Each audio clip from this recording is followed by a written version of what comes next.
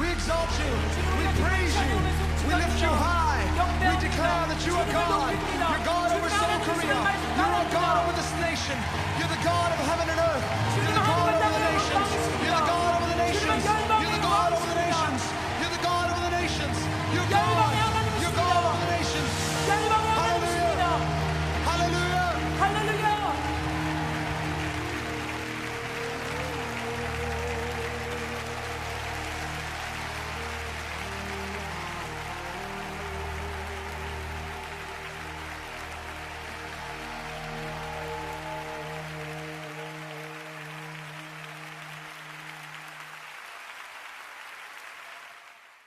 오늘은 골로새 3장 1절부터 4절까지 말씀 같이 보았습니다. 위의 것을 찾으라. 거기는 그리스도께서 하나님 우편에 앉아 계시느니라. 그렇게 되어 있고요. 그러니까 반대로 땅의 것이 있다는 얘기죠. 3절에 보니까 너희가 죽었고 너희 생명이 그리스도와 함께 하나님 안에 감추어졌다. 이렇게 되어 있어요. 하나님 안에 감추어졌대요. 생명이. 우리 생명이 하나님 안에 감추어졌다 그러는데 4절에 보니까 우리 생명이신 그리스도께서 이렇게 되어 있으니까 하나님 안에 그리스도가 감춰져 있다 이런 말이죠. 그죠? 하나님 안에 그리스도가 감춰져 있다. 왜? 생명이니까. 생명이 그리스도니까 이렇게 생명이신 그리스도 이렇게 되어 있죠. 그러니까 어디 속에 뭐가 감추어져 있다 이런 얘기예요. 밭에 보화가 감추어져 있다 그런 말이 있죠. 그죠? 성경 안에는 이 성경 안에 비밀이 감추어져 있다 이런 얘기가 되겠습니다. 그죠? 그러니까 이 성경 안에 비밀이 감춰서 그 비밀을 깨닫고 캐내야지 되는 거지, 밭에 보화를 캐내야지 의미가 있는 거죠. 밭에 보화를 캐내지 못하면 안 되죠. 그래서 밭에 보화가 뭐라고 했어요? 씨라고 했죠. 씨. 밭에는 보화가 씨예요. 그러니까 사람들이 보화 그러면 진짜 그래요. 뭐 옛날에 같으면 그렇게 했죠. 보화를 숨겨놨다 그래요. 뭐 은행도 없고. 그러니까 밭에다 이렇게 자기만 아는 그 표시를 해놓고 아마 숨겨놓고, 전쟁들이 많으니까 옛날에는 그러니까 그렇게 숨겨놓고 그랬겠죠. 실제로는. 그렇지만 우리가 그거 알자고 옛날에 그렇게 전쟁 났는데 그거 보화를 옛날에 그 사람들이 숨겨놨을 거다고 그거 알자고 성경 보는 거 아니잖아요. 그죠? 그러니까 그 밭에 보화가 숨겨져 있다 하면 그 밭에는 씨예요. 씨가 보화입니다. 그 씨라는 게 말씀이고 말씀은 그리스도입니다. 그래서 그리스도를 밭에 숨겨놨다는 거죠. 그러니까 이 말씀이라는 밭에 그리스도가 숨겨져 있으니까 이 그리스도를 우리가 캐내야 되는 거예요. 그러니까 그리스도를 캐내는, 얼마나 캐냈느냐에 따라서 그 기쁨이 있는 거죠. 그리스도가 천국이니까 그 천국을 캐낸 만큼 우리는 이제 그 기쁨이 있는 거예요. 이 땅의 소망이 뭐 우리가 어디 있겠어요? 이 땅에 소망 없으니까 하늘나라 소망 가지고 살려고 교회 나온 거 아니에요? 그러면 하늘나라 소망 가지고 살려고 하는 사람이 그리스도를 캐낸 만큼 천국이죠. 그렇지 않으면 천국도 아니죠. 그죠? 이 땅에 소망이 없으니까, 그러니까 하늘나라 소망이 있으니까 땅에서 그리스도를 발견한 만큼 천국이에요. 그래서 말씀을 깨달으라는 거예요. 말씀을 깨닫고 깨달은 만큼 너희가 자유하고 그 말씀을 깨달은 만큼 천국이다. 그렇게 되는 거죠. 이 세상에 저도 이렇게 살다 보니까 아주 뭐 여러 우여곡절이 있었고 살았잖아요. 우리가 다 인생 다 나이가 먹어가면 다 그 우여곡절이 있어요. 그죠? 그러면 그 살아서 가장 행복하고 좋은 게 뭘까라고 이렇게 보니까 어차피 하나님은 포기할 수 없어요. 하나님을 믿는 거에 대해서는 포기할 수 없고 살아가는데, 이것도 갖고 싶고 저것도 갖고 싶고 뭐 해봤지 않겠어요? 다 사람들마다. 그런데 지나고 보니까 무엇이 가장 나에게 소중하고 중요한 것인가 라는 것을 이제 발견하게 된 거죠. 너무 좋으니까, 그게 생명과 같으니까, 그 생명이 그리스도니까. 그래서 그걸 발견하니까 그 감추었던 그 생명, 그 보화 같은 그리스도를 막 소개하고 싶은 거예요. 그런 사람들이 이제 사명자인 거죠. 그런 사람들이 이 땅에서 지금 뭐 다 그러지는 않을 거 아니에요. 이 땅에 있는 것들이 좋은 사람들도 있을 거 아니에요. 근데 땅에 있는 게 좋은 게 하나도 없으니까 그러면은 이제 소개할 수 있는 건 그리스도밖에 없는 거죠. 이 땅에 있는 게 좋은 게 있으면 그걸 소개할 텐데 그런 게 하나도 없으니까, 그리스도밖에 좋은 게 없으니까 그것만 소개하고 싶은 거예요. 그냥 그러다가 가는 게 행복하겠구나. 그거만큼 좋은 게 없다라는 것을 깨닫게 되는 것입니다. 어제 우리가 같이 말씀을 이렇게 쭉 나눈 거 얘기를 들었는데, 그렇죠. 다른 불을 들이면 안 되고 위에서 내려오는 불이 우리에게 있어야 되는데, 그 위에서 내려오는 불이 두 가지로 우리에게 역사하시는 그 말씀인데, 하나는 우리를 깨뜨려 부리시고 또 하나는 우리를 세우는 그런 불이 되어야 여호와의 불이다. 그래서 여호와의 불을 맞아야 되는데 그게 나를 깨뜨리는 거니까 결국 성경에서는 나를 깨뜨리자고 성경이 있는 거예요. 나를 깨뜨리자고, 그리고 그리스도를 세우자고 성경이 있는 거예요. 그래서 사람들이 그렇게 우상처럼 섬기고 있었던 그 예루살렘 그 성전이 있거든요. 그게 이스라엘 사람들이 그렇게 우상처럼 섬기던 거예요. 그런데 예수님께서 그거 다 무너진다고 그렇게 얘기하는 거예요. 다 무너지는 거예요. 그래서 다 무너뜨려라. 그러면 3일 만에 내가 세울게. 그런 얘기를 하는 게 새 성전을 세운다는 얘기거든요. 새 성전은 어디서 세워지냐면 몸에서 세워지는 거예요.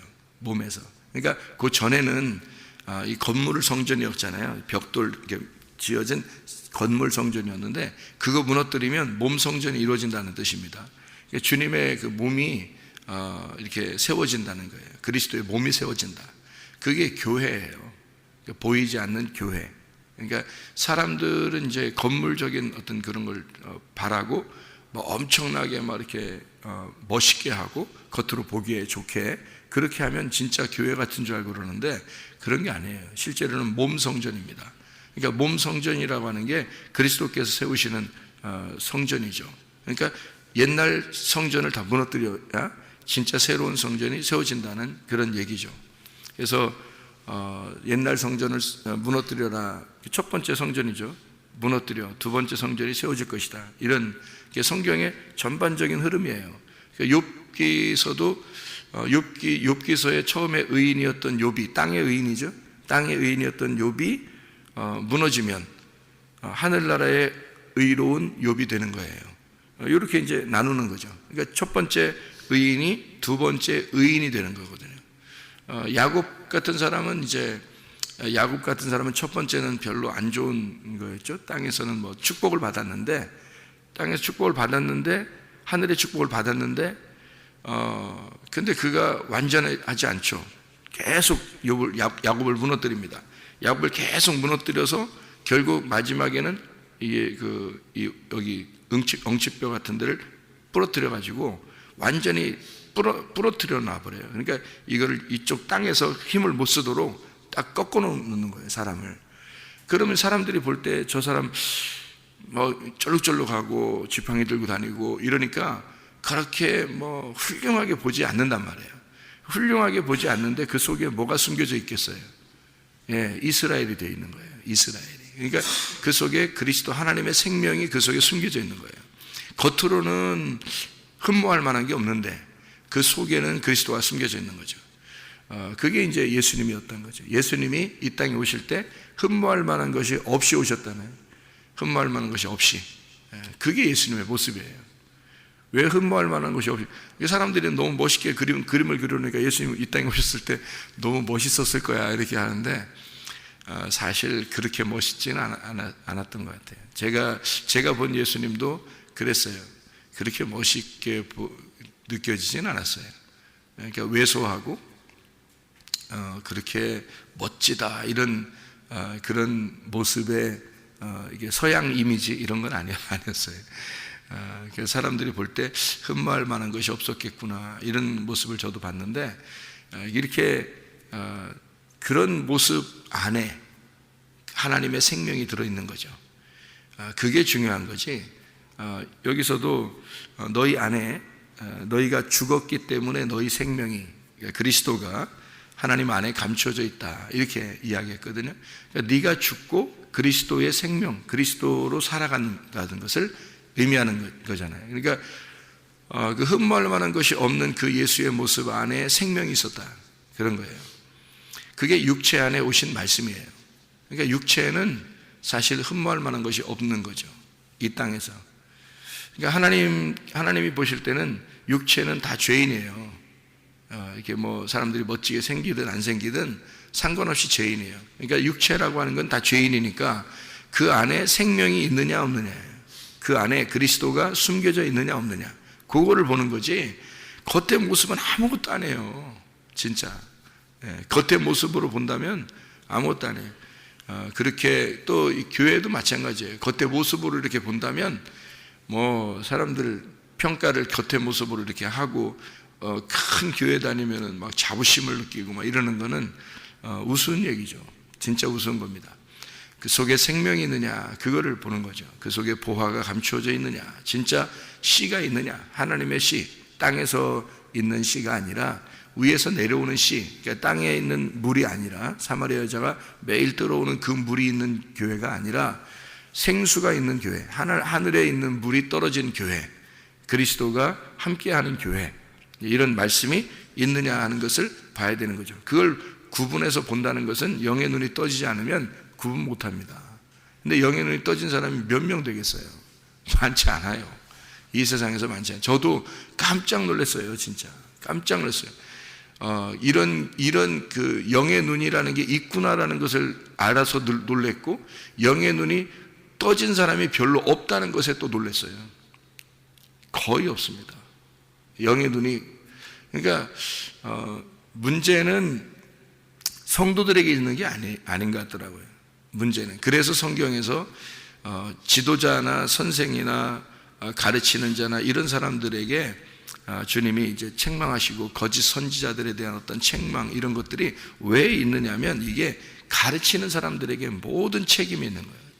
이거를 이제 얘기하는 거예요. 성도들은 하나님의 그 양 같아서 성도들에게 그런 책임을 돌리지 않고 하나님은 거짓 선지자들에게 책임을 돌려요. 그래서 왜 거짓 선지자라고 그러냐면 거짓말을 쳐서 그런 게 아니에요. 거짓말 쳐서 그 사람들이 뭐 설교하면서 무슨 거짓말 치겠습니까? 그런 거 아닌데 땅의 것을 얘기한단 말이에요. 그건 거짓 선지자예요. 땅의 것을 얘기하는 게. 그러니까 하늘의 것이 분명히 있다는 거죠. 하늘의 것이 분명히 있어서 그거를 눈을 떠서 보고 얘기를 해줘야 되는데 눈이 안 떠진 거예요. 그러니까 소경을 인도한다고 얘기가 그래서 있는 거예요. 그러니까 그래도 저분은 뭐 훌륭하니까, 저분은 유명하니까 눈이 떠졌을 거야. 아니에요. 제가 볼 때는 눈 안 떠진 사람이 대부분이더라고. 진짜. 아니 진짜 이건 잘난 체하고 못난 체하고 그런 게 아니에요. 그런 차원에서 얘기하는 게 아니에요. 진짜 이게 영의 눈이 떠져서 보면 이게 보이는데 그렇지 않으면 안 보여요. 근데 거의 눈이 안 떠져 있다는 거예요. 하긴 천국 가는 사람이 그렇게 많지 않다고 그러니까, 좁은 문으로 가는 거니까. 그 지성소의 문이 열려진 사람이 얼마나 되겠어요? 주님 만나고 그런 사람이. 그러니까 깜짝 놀라는 거죠. 그런 사람이 많지 않다는 것에 대해서 진짜 깜짝 놀라는 그런 일입니다. 오른쪽에 마음을 두라 이렇게 이야기하는 게, 지혜자의 마음이 오른쪽에 있다 그랬어요. 전도서 10장 2절의 말씀입니다. 전도서 10장 2절의 말씀에 보면 지혜자의 마음은 오른쪽에 있고 우매자의 마음은 왼쪽에 있느니라 이렇게 되어 있거든요. 그러면 왼쪽에서 오른쪽으로 옮겨와야 된다는 것을 의미하는 거예요. 그래서 예수님이 우편에 앉아 계시느니라 라고 되어 있는 거예요. 그 우편에 앉아 계신다는 말은 왼편에 있었다는 얘기예요. 왼편에 있었는데 하늘나라에 갈 때 오른편으로 갔다. 그래서 하늘나라는 오른편이고 땅은 왼편이 되는 거예요. 그러면 땅에 있는 왼편에서 하늘나라는 오른편으로 갔다는 게, 우리도 하늘나라 올라가면 그러니까 영의정, 좌의정, 뭐 우의정, 좌의정 뭐 이런 의미가 아니에요. 그러니까 우리가 하늘나라 올라가면 예수님의 오른편에는 누가 앉고 왼편에는 누가 앉고 이런 의미가 아니라고요. 우리는 다 우편에 있는 거예요. 하늘나라 올라가면. 그러니까 하늘나라 올라가면 예수님이라는 자리가 우편이잖아요. 하나님의 우편이라고 하는 자리가 예수님의 자리라고요. 그 자리에 같이 있는 거지, 우리가 누구는 왼편에 있고 누구는 오른쪽에 있고 누구는 앞에 있고 누구는 뒤에 있고 이런 게 아니란 말이에요. 영의 세계에서 그런 게 어디 있겠어요. 그래서 우편으로 간다는 얘기예요. 좌편에서 우편으로 간다. 그래서 왼편 강도와 오른편 강도가 있을 때 왼편 강도는 버림을 당하고 오른편 강도는 낙원에 이른다. 이렇게 되는 거예요. 뭐 오른편인지 왼편인지 써 있지 않은 것은 사람들이 볼 때는 오른편이 이쪽이고 이쪽에서 볼 때는 오른편이 이쪽이 되는 거예요. 그래서 이쪽에도 오른편이 될 수 있고 이쪽도 오른편이 될 수 있죠. 그러니까 오른편에 있는 강도라는 것을 우리는 성경을 이렇게 짐작을 해서 다 성경을 이렇게 파악을 해보면 우편에 모든 것이 있다는 것을 알 수 있어요. 우편에 그리스도의 생명은 우편에 있다는 것을 알 수 있어요. 이제 그 배 오른편에 그 그물을 던져라 하는 것도 그래서 그런 거예요. 배 왼편에 던져라 할 수도 있잖아요. 예수님이 뭐 일부러라도 뭐 항상 우편에 던져라 이렇게 하면 좀 심심하니까 야 왼편에도 한번 던져봐라 이렇게 할 수도 있잖아요. 왼편에는 고기가 일부러 없게 만들고 뭐 그런 거 아니잖아요. 왼편에도 고기 있을 거란 말이에요. 우편에도 고기 있을 거고. 근데 예수님은 항상 우편에 던지라고 그래요. 그물을. 이거는 규칙이란 말이에요. 성경에 있는 규칙. 왜 그러냐면 하나님의 보좌라는 그 예수 그리스도의 자리가 우편에 있기 때문에 그렇습니다. 거기에 생명이 있기 때문에 그런 거예요. 우편에 하나님의 아들이 있는 거예요. 그래서 거기에다가 던지라는 거죠. 그래서 지혜자의 마음은 우편에 있는 거예요. 지혜자가 누구예요? 그리스도예요. 그리스도가 지혜자고 그리스도의 마음이 어디에 있느냐면 우편에 있는 거예요. 그럼 우리들은 어디에 있어야 되겠어요? 왼편이 아니라 우편에 있어야 되는 거예요. 그래서 우편에 그리스도가 앉아 있는 것으로 우리가 우편에 있어야 된다라는 얘기예요. 그러면 우리는 배 오른편에 있어야 되겠죠. 배 오른편에 있어야 건짐을 받는 거예요. 그죠? 왼편이 아니라. 고기가 그물에 딱 걸리려면 어떻게 그물이 천국인데 그물이 천국이에요. 마태복음 13장에 그 씨하고 겨자씨, 누룩, 보화, 그물 이게 천국이거든요. 마태복음 13장에 그죠? 씨가 천국이라고 그랬고 겨자씨도 천국이라고 그랬고 누룩도 천국이라고 그랬고 보화도 천국이라고 그랬고 그물도 천국이라고 그랬거든요. 천국은 마치 그 그물을 이렇게 내려뜨렸다 이렇게 됐죠. 그래서 그물이 천국이에요. 그 그물에 걸리려면 고기가 우편으로 가야 되는 거예요. 그러니까 그물이 오른편에 이렇게 어쨌든 그물은 항상 오른편에 내릴 거니까 그죠? 그물은 오른편에 내릴 거니까 그래서 양과 염소를 가를 때도 의인은 오른편에 죄인은 왼편에 양은 오른편에 염소는 왼편으로 놓는 거예요. 그러니까 염소와 양이 똑같이 생겼다 그랬죠? 똑같이 생겼어요. 거의 비슷하게 생겼어요. 산양하고 산염소는요 그 산에 있는 양하고 산에 있는 염소를 얘기하는데 그 염소하고 양은 거의 똑같이 생겼습니다. 보니까요. 그 얘기를 하는 거거든요. 그러니까 똑같이 생겼는데 그거를 구분해내는 거예요. 그 말은 뭐냐면 말씀을 듣는 자들을 얘기하는 거예요. 말씀을 듣는 자들 중에서 우편에 있는 자가 있고 좌편에 있는 자가 있다는 얘기예요. 그러면 그거를 갖다 이제 우리 속을 얘기하면 우리 마음 안에 양과 염소가 같이 있다는 얘기예요. 하나는 껍데기고 하나는 알맹이라는 얘기예요. 그래서 염소는 좌편에 양은 오른편에. 그러니까 우리가 그리스도의 양이 되려면 그리스도의 염소가 아니라 그리스도의 양이 되려면 우편에 있어야 된다는 얘기예요. 우리가 왼편에 있다가 오른편으로 가야 된다. 그래서 왼편에 있는 걸 태워버리고 오른편으로 알곡으로 가야 된다. 이런 얘기가 되는 거죠. 그래서 그물을 이제 배 오른편에 내리니까 문제는 거기에 있는 고기만 잡힌다는 얘기예요. 그러니까 고기들이 어떻게든지 헤엄쳐서라도 오른쪽으로 빨리 가야 되는 거예요. 오른쪽으로 가면 잡히는 거예요, 자기는. 오른쪽으로 가면. 그러니까 우리가 오른편에 있어야 되는 거예요. 오른편. 하나님이 보실 때 오른편에 있어야 된다는 거예요.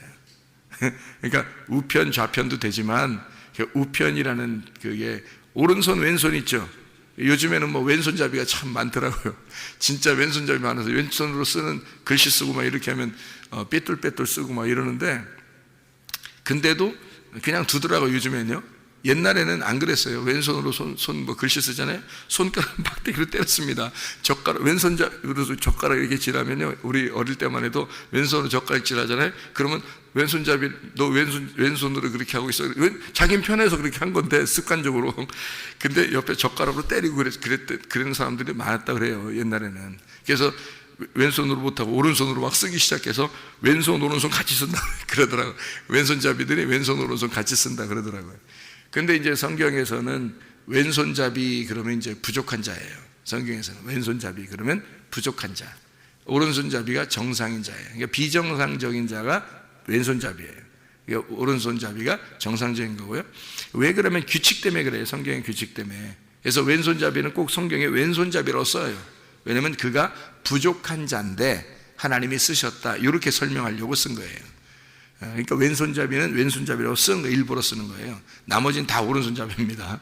그러니까 오른손잡이와 왼손잡이 이렇게 있는 것처럼 일부러 오른손잡이가 정상이니까 일부러 오른손잡이를 이렇게 그 정상으로 이렇게 하나님 만들어 놓는 거거든요. 성경에서. 그러면 오른손이라고 하는 이 오른손의 단어가요. 이 오른손의 단어가 옳다는 말입니다. 옳다는 말. 성경에서는요. 성경의 가르침에서는 그래요. 단어 자체가 옳은이라는 말이 옳다라는 단어예요. 그럼 왼편은요. 그른 거죠. 그르다. 뭐 이게 다 틀렸다. 잘못됐다. 이게 왼쪽이거든요. 성경에서는. 그러니까 오른쪽이 옳은 거예요. 그러니까 오른쪽으로 가면 그물에 잡히는 거예요. 우리가. 그러니까 우리는 오른편에 가 있어야 되는 거예요. 우리의 삶이 오른편에 가 있어야 돼요. 그럼 오른편에 가 있으면 딱 잡히는 거죠. 그러니까 우리가 위치가 딱 자리가 내가 어디에 있어야 되나 오른편에 가 있으면 되는 거예요. 오른편에. 그래서 이렇게 새벽 예배 드리잖아요. 그 새벽 예배 드리면 여기 딱 와서 앉아 있으면 되는 거예요. 이게 오른편이에요.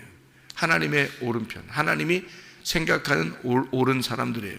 그냥 교회에서 이렇게 하겠다라고 하면 그 말씀에 순종하고 그냥 그 자리에 있는 거예요. 그러면 거기 오른편에 가서 이렇게 있는 거죠. 배 오른편에. 그러면은요. 그러면 그물이 거기 딱 내려져요. 그래서 그 사람을 딱 잡는 거예요. 이렇게. 그게 천국이에요. 예, 그러니까 고기가 오른쪽에 왼쪽도 있었을 거 아니에요. 배 왼쪽에도 고기도 있었을 거란 말이에요. 오른편에만 딱 있는 게 아니고 왼편에도 있었는데 오른쪽에 내리니까 거기 있는 고기가 잡힌 거예요. 예, 그렇게 잡히라고 놓은 거예요. 그럼 우리 고기들은 오른쪽으로 가 있으면 잡히는 거죠. 그래서 우리 발이 어디에 있느냐 중요한 거죠. 그래서 그 거룩한 사람을 이렇게 표시할 때 귀에다가 피를 바르죠. 그리고 오른쪽 엄지손가락에다 피를 바르고요. 오른쪽 엄지 발가락에다 피를 바릅니다. 그게 왜 그러냐면 네가 서 있어야 할 장소, 네가 해야 할 행동, 그리고 네가 들어야 할 말씀, 이게 옳은 말씀을 들어야 된다는 거예요. 진리의 말씀을 듣고 진리의 행동을 해야 되고 진리의 장소에 가 있어야 된다는 뜻입니다. 이게 옳은 말, 옳은 손, 옳은 귀 이거예요. 그러니까 이게 왼쪽과 오른쪽을 완전히 딱 갈라놓고 하나님은 이미 갈라놓고 성경을 쓰는 거예요. 그러니까 이걸 왜냐하면 그래야 선악이 딱 갈라져 있는 상태에서 판단이 되는 거거든요. 그걸 율법이라 그래요. 그래서 이 성경을 율법서라 그러는 거예요. 이 성경을. 이 율법서 안에 그리스도를 발견하는 거예요. 오른쪽에 계신 그리스도를 발견하는 거예요. 거기에 하나님의 생명이 있으니까.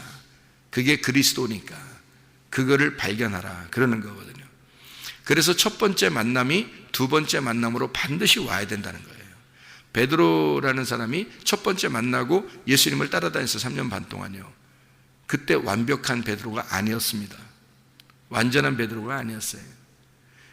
두 번째 만나고 완전한 베드로가 되는 거예요. 두 번째 만남이 반드시 필요합니다. 첫 번째 만날 때는요, 베드로를 처음에 만날 때는 양으로 만나는 거예요. 예수님이 양으로. 첫 번째 만날 때는. 그래서 베드로를 양으로 만나서 양을 키우는 겁니다. 양을 돌보고 키우는 거예요. 양이 뭐 말 안 듣죠. 자기 마음대로 하죠. 그거 다 알면서 그냥 데리고 다니는 거예요. 마지막에 결국엔 3번이나 부인하게 되죠. 베드로가 부인하고 싶었겠어요? 그거 아니에요. 부인하고 싶은 게 아니고 주님이 계획하신 거예요. 그냥 주님이 계획하신 거예요. 그래서 베드로가 원래 그런 생각이 없었는데 예수님이 얘기해 놓은 거예요. 너 얼마 있으면은 나 부인할 거야. 3번이나 그러는 거예요. 그러니까 베드로, 내가 어떻게 그렇게 할 수 있습니까? 그렇게 하게 될 거야. 너는 그렇게 해야 돼. 그렇게 하게 될 거야. 그리고 어떻게 그렇게 단정할 수 있죠? 주님이? 안 되면 되게 하라. 주님이 안 되면 되게 하라. 무조건 부인하도록 만들어버리는 거예요, 그냥 주님이. 안 되면 되게 하라. 이렇게. 그러니까 베드로는 안 하고 싶어도 부인할 수밖에 없도록 만들어버린 거예요, 하나님이. 왜 주님이 3년 반 동안 그렇게 양으로서, 베드로를 양으로서 데리고 다니다가 마지막에 돼서 그렇게 확 넘어뜨려 버리냐면, 그렇게 넘어져야 주님이 쓰시는 거예요. 그거를 이제 발견한 거예요, 저도. 그게 원리가 이런 거구나. 그래서요, 성경에 이제 우리는 열심히 해보려고 그러죠. 사람들이 성경 예수님 믿고 열심히 해보려고 그러죠. 저도 뭐 열심히 해보려고 했죠. 옛날에 뭐 처음부터 뭐 열심히 안 해보려고 했겠어요. 열심히 해보려고 했죠. 열심히 해보려고 해요. 근데 그게 다른 불이었다는 거죠. 그 열심히 해보려고 하는데 그거를 안 놓치는 거예요, 사람들이. 그러니까 자기가 의롭게, 그러니까 죄 안 지려고 열심히 노력하는 거예요. 죄 안 지려고 열심히 노력해 보는 거예요. 그러면은 주님의 사역자가 될 수가 없습니다. 그걸 이제 이게 참 아이러니컬한 건데요, 성경에서. 베드로를 여러분 보세요. 베드로 예를 한번 들어보면, 베드로가 그냥 그대로 쭉 가잖아요. 양으로서 그대로 쭉 가면 3번 부인하지 않고 그러면요, 주님의 이런 사역자가 될 수가 없습니다. 바울 같은 사람도 보세요. 그대로 그냥 그가 의로운 사람으로 그대로 쭉 갔다고 생각해 보세요. 그러면은 그냥 바리새인이죠, 유대인이죠, 뭐 열심히 배웠던 학자로서 바울이 그냥 그대로 쭉 갔다고 생각해 보면 하나님의 그 귀한 그릇으로 쓰임 받기가 어렵습니다. 근데요, 바울이 마지막에 어떻게 돼요? 주님 만나기 바로 전에, 주님 길에서 만나기 전에 어떻게 되냐면 스데반을 죽여요. 스데반을 죽이고, 그러니까 막 막바지에 이른 거야. 스데반을 죽이고 또 사람 죽이러 가는 거예요. 그렇게 할 때 주님이 딱 만나는 거예요. 그리고 네가 나를 죽였다라고 거기서 얘기해 주는 거예요. 그러면 이제 여기서 꼬꾸라지는 거죠. 꼬꾸라져 가지고 발견했잖아요. 눈이 떴잖아요. 눈이 완전히 뜬 거예요. 눈이 떠지니까 주님께서 이제 바울을 갖다가 너는 내가 택한 그릇이라는 거예요. 선택을 한 거라는 거예요. 그러니까 이 바울을 붙들고 쓰는 거예요. 그러면 바울 안에 누가 있었던 거예요? 바울은 그릇이니까 그릇 안에 보화가, 그릇 안에 기름이 있는 거예요. 이 그릇이 기름 그릇이면 기름이 안에 있는 거고, 보물 단지면 보물이 안에 있는 거예요. 이 그릇은 아무것도 아닌데 바울, 너는 내가 택한 그릇이야. 그럼 거기에 누가 담기겠다는 거예요? 그 안에 누가 담겨 있겠다는 거예요? 그리스도가 담겨 있겠다. 내가 너 안에 담겨 있겠다는 거예요. 내가 네 안에 담겨서 너를 쓰겠다는 거예요. 그리스도가 우리 안에 담겨지면요, 우리는 쓰임 받는 겁니다. 간단한 거예요. 하나님이 우리를 쓰시는 거예요. 우리가 써주셔야 한다고 쓰는 게 아니라 그리스도가 우리 안에 담겨지면 쓰는 거예요. 그리스도가 우리 안에 그릇이, 우리는 그릇이기 때문에. 그러니까 바울 안에 그리스도가 담겨 있는 거예요. 그러면 이 바울이 쓰임 받는 건 어떻게 하면 쓰임 받는 거예요? 그리스도가 나오면 쓰임 받는 거예요. 그리스도가 이 그릇에서 나오게 하면은 쓰임 받는 거예요. 이 그릇은, 그죠? 그릇은 그리스도를 담고 다니면서 그리스도만 소개하는 거예요. 그리스도만 나오면 되는 거예요. 그죠? 그러면 쓰임 받는 거예요, 이게. 베드로도 마찬가지였잖아요. 베드로도 이게 넘어지지 않았다면요, 3번이나 부인하면서 넘어지지 않았다면 쓰임 받지 못합니다. 이게 성경의 원리예요. 욥이라고 하는 사람을 처음에 땅의 의인이었는데 이 사람이 그냥 도도 의인으로 사는 사람이에요. 착하게 사는 사람이에요. 예배 잘 드리고. 그런데 하나님이 넘어뜨려 버립니다. 3명의 친구를 보내고, 그리고 하나님이 직접 나타나서 막 넘어뜨려 버려요, 이 욥을요. 그리고 난 다음에 2번째 하나님이 축복해 주시는 거예요. 그게 2배의 축복이에요. 2번째의 축복, 2배의 축복을 해주는 거예요. 그때 이제 하나님을 자기가 눈이 떠서 봤다, 이렇게 얘기를 해요. 하나님을 알게 되었습니다. 비로소 알게 되었습니다. 베드로가 예수님을 따라다니면서도 눈이 가리워진 거예요. 예수님을 바로 볼 수 없었던 거예요. 3번 부인하고 넘어져 보니까 예수가 보이는 거야. 예수가. 자기가 진짜 죄인이 돼 보니까. 자기는 막 따라다니면서 대단한 줄 알았어요. 막 예수님 가까이 오는 사람이 있으면 막 이렇게 좀 의시되는 거 있잖아요. 이렇게 왜 그래? 뭐 이러면서 앞에서 막 이렇게 치우고 뭐 이런 사람이었는데, 자기가 넘어져 보니까요, 예수님이 보이는 거예요. 나 때문에 죽으신 그 예수님이 보이는 거예요. 그렇게 그냥 이렇게 쭉 이렇게 가다 보면요, 그냥 하나님이 만드는 거예요. 그렇게 하나님이 넘어지게 만들어 놓는 거더라고요, 보니까. 그래서 왕창 넘어져 보지 않은 사람은요, 주님 앞에 쓰임 받지 못합니다. 이게 원리더라. 참 성경에 놀랍더라 이게. 그러니까 멀쩡하던 사람도 넘어지게 만들더라, 하나님이. 그래 놓고 나서 하나님이 그 다음에 쓰실 때는 자기가 하나도 안 나타나죠. 그 다음에 하나님이 쓰실 때는 자기가 안 나타나는 거예요. 베드로가 그 전에 성질이 고약했다고 그래요. 성경에 보면 대단합니다. 성질 더 되는데, 나중에 사도행전에 이렇게 보잖아요. 사도행전에 성령 충만 받고서 베드로의 모습을 보시잖아요, 여러분. 그럼 어떤지 알아요? 바울이 막 뭐라고 하는데도요, 베드로가 한마디도 안 해요. 베드로가요, 대선배입니다. 베드로는 진짜 예수님과 함께 동행했던 사람이에요. 바울은 한 번도 예수님하고 동행했던 사람이 아니에요.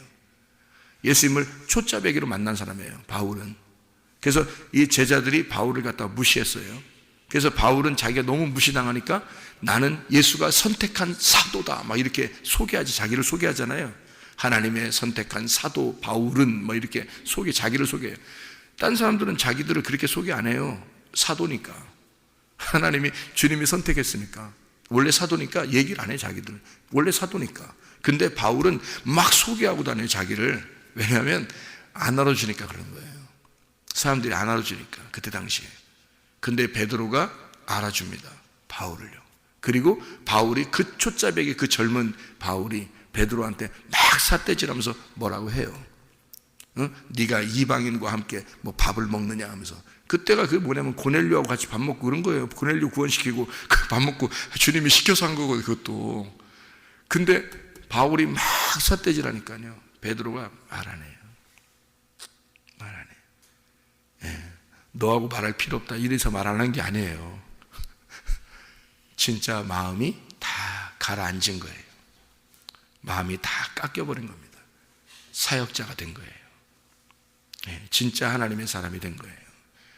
사람이 성질 하나 안 내요. 베드로가 그대로 갑니다. 그 대사도가 그때 당시에는 최고였는데, 예, 그렇게 사람이요 바뀌는 거죠. 두 번째 만나면 바뀌는 거예요. 주님이 그래서 사람을 첫 번째 만나잖아요. 그 하나님이 이 사람을 깎아내려가요. 깎아내고 해서 만들어 가버려요. 그리고 두 번째 만나십니다. 그때는 양으로 만나는 게 아니라 사역자로 만나는 거예요, 여러분을. 그래서 두 번째 만나시라고 하는 건 왜 그렇게 만나라고 그러냐면요, 목자의 심정을 아는 거야. 그때는 두 번째 만나면 목자의 심정을 아는 거예요. 양이 아니니까. 양들은 목자의 심정을 몰라요. 목자가 목자의 심정을 아는 거죠. 그래서 주님이 사역자로 부르면 그 사람이 예수님의 심정을 알아주는 거예요, 그 사람이. 그때 그 주님의 마음을 알자고 두 번째 만남을 여러분이 꼭 가지셔야 된다, 이렇게 얘기하는 거예요. 그래서 두 번째 만남, 첫 번째 만남 안에 두 번째 만남이 들어있어요. 그래서 이걸 가지고 주님은 출발시켜요. 출발시키는데 이 두 번째 만남이 어느 날 나오도록 만들어요. 이게 빠져나오도록. 그래서 첫 번째 만남이 오다가 이 사람을 넘어뜨려 버려요. 그래서 타락시키고 넘어뜨려 버리고 죄인을 만들어 버립니다. 그러면 이게 두 번째 만남이 빠져나오는 거예요. 두 번째 만남이 빠져나오잖아요. 그러니까 베드로가 넘어지고 난 다음에 두 번째 만남을 기다리는 거죠. 그때 주님이 나와서 두 번째 만남을 가진 게 요한복음 21장의 내용입니다. 그 두 번째 만남이. 여러분, 첫 번째 주님이 만나셨을 때는 양으로 만나시는 거예요. 말씀을 잘 들으셔야 되는 거예요. 여러분이 그냥 따라오셔야 되는 거예요. 말씀을 잘 듣고 순종해야 되는 거예요. 근데 두 번째 주님이 만나실 때는요, 여러분을 완전히 깎아내리고 여호와의 불이 내려와 하나님의 말씀으로 여러분을 부셔버리고, 그리고 다시 주님이 여러분 만나실 때는 그 목자의 심정을 충분히 이해할 수 있도록 하나님의 마음을 주십니다. 하나님의 마음을. 그때는 여러분이 더 이상 양이 아니라 목자가 되는 거예요. 사역자. 바울이 더 이상 사울이 아니라 바울이 돼서 그리스도의 그릇, 쓰임받는 선택받은 그릇이 되는 거예요. 베드로가 더 이상 첫 번째 막 그냥 이렇게 경거망동하게 막 뛰어다니는 그런 베드로가 아니라 진짜 예수의 마음을 깨달은 그 베드로가 되어서 예수님이 요한복음 21장을 만날 때, 21장에 만날 때 베드로한테는 뭐라 그래요? 내 양을 먹여라. 내 양을 쳐라. 그렇게 말하잖아요. 내 양을 먹여라. 그래요. 내 양들인데 네가 먹여라. 왜? 네가 목자니까. 이제는 목자의 심정을 갖게 됐단 말이에요. 베드로가. 그래서 더 이상 양이 아니라 목자가 되었다. 너희는 이제 목자야. 두 번째 만났을 때는 나의 사역자야. 그런 거예요. 그렇게 하나님은 사역자로 만드시더라고요. 여러분도 주의 심정을 깨달아 알 수 있는 주의 사람들이 다 되시기를 바랍니다. 오늘도 주의 마음으로 사시기를 바랍니다. 기도하겠습니다.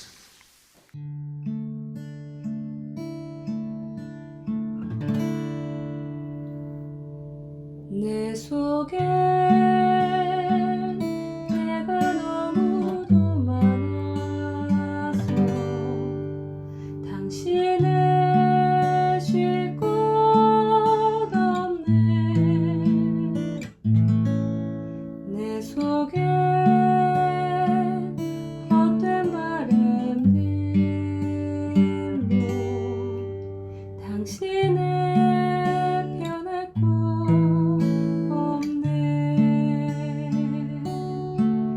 내 속에 내가 어쩔 수 없는 어둠 당신의